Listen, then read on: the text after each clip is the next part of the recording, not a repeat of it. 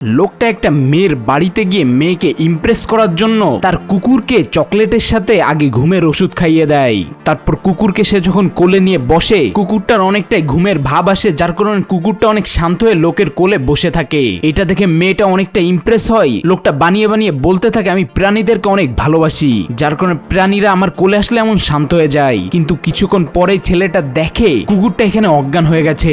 বাড়ির এই লোকেরা যদি এটা বুঝে ফেলে তাহলে লোকটার তো বদনাম হয়ে যাবে। যার কারণে যখন তারা এই ছেলেটার জন্য শরবত বানাতে যায়, তখন সে কুকুরটাকে জাগানোর চেষ্টা করে, সোফার সাথে অনেক জোরে জোরে চাপ দেয়, কিন্তু তাতেও কুকুরটার কোনো জ্ঞানই ফেরে না। অবশেষে লোকটার কোনো পথ না দেখতে পেয়ে কুকুরটাকে কারেন্টের শক দিতে থাকে, কিন্তু কারেন্টের শক খেয়েও কুকুরের জ্ঞান ফেরে না।